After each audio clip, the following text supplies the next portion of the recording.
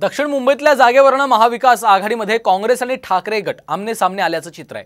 दक्षिण मुंबईच्या जागेवर दावा केला तर शांत बसणार नसल्याचा इशाराच काँग्रेस नेते माजी खासदार मिलिंद देवरा यांनी दिला होता।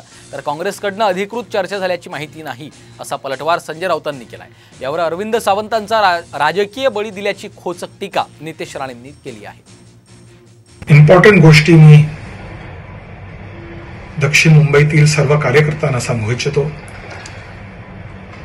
की आघाडीसाठी एनडीएसाठी लोकसभा निवडणूक सोपी होणार नाही।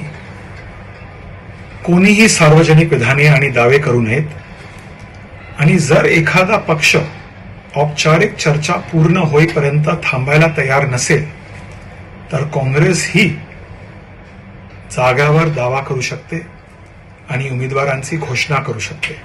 दक्षिण मुंबईची जागा ही शिवसेनेचे खासदार अरविंद सावंत त्या जागेचं प्रतिनिधित्व करतायत गेल्या 2 टर्मपासून।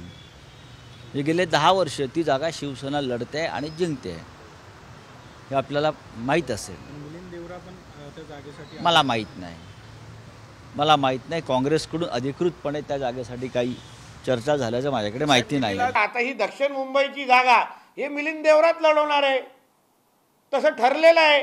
हे लोक सांगत नाही आहेत, खरं सांगत नाही आहे। अरविंद सावंतचा राजकीय बळी घेतलेला आहे।